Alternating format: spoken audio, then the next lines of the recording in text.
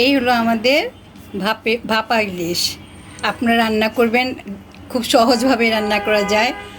রান্না করে স্বাদ কেমন হয়েছে জানাবেন। আমরা এখন পেঁয়াজটা লবণ দিয়ে মেখে নিচ্ছি। আমরা পেঁয়াজ বাটা দিচ্ছি, সরিষা কাঁচামরিচ দিয়ে সরিষা বাটা, অল্প পরিমাণ হলুদ, অল্প একটু মরিচ।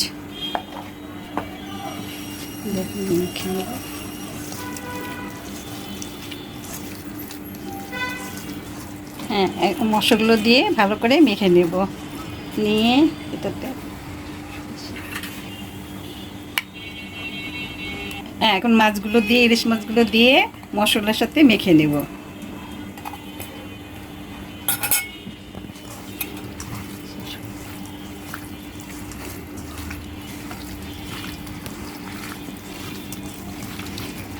সরিষার তেল দিচ্ছি,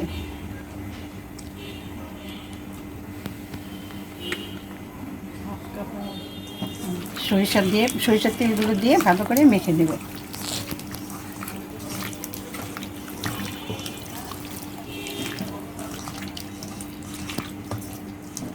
ভালো করে মেখে এখন একটা পাত্রে সাজিয়ে, এই পাত্রে মাছগুলো দিয়ে সাজিয়ে নেব।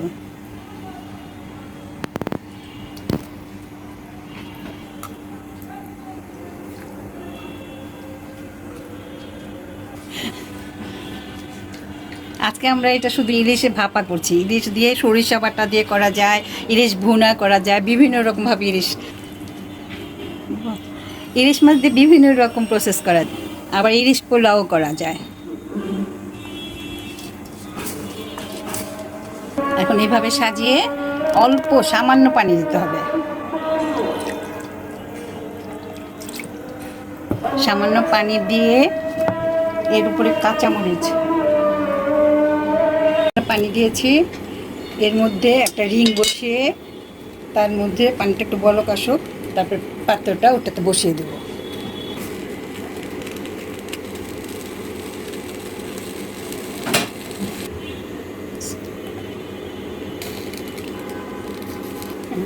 পাত্রটা এইভাবে বসিয়ে দিতে হবে। দিয়ে এখন আমরা ঢাকনা দিয়ে ঢেকে দেব। 20 মিনিট আমরা এটা ভাপে দেব। তারপরে আবার একটু খুঁড়ে দেখব, যদি পানিটা শুকিয়ে না যায় তাহলে আরও 5 মিনিট রেখে দেব। এখন আমরা এটা ঢেকে দিচ্ছি, এটা হতে থাকুক।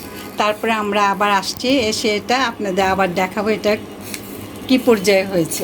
এখন ঢাকনাটা উঠিয়ে দেখব কতটুকু হয়েছে।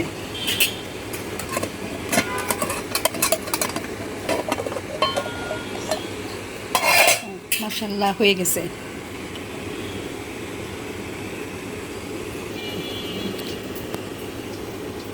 হ্যাঁ, এখন সম্পূর্ণ হয়ে গেছে। উপরে তেল ভেসে উঠেছে, বেশ সুন্দর একটা সুঘ্রাণ বেরিয়েছে।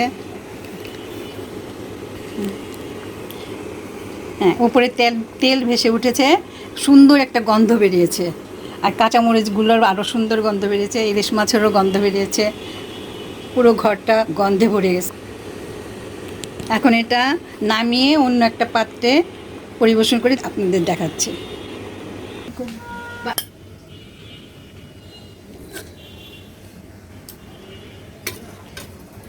এখন আমরা পাত্রে নামাচ্ছি। দেখেন খুব সহজভাবে এই রেসিপিটা করা যায়। উপরে সুন্দর তেল ভেসে উঠেছে, গন্ধ বেরিয়েছে, করতে পারবেন।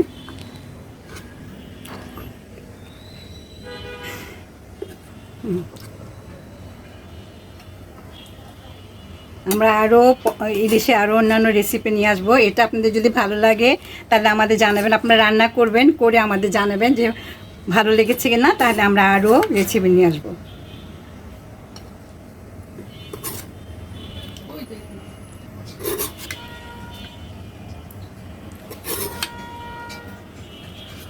এই হলো আমাদের ভাপা ইলিশ।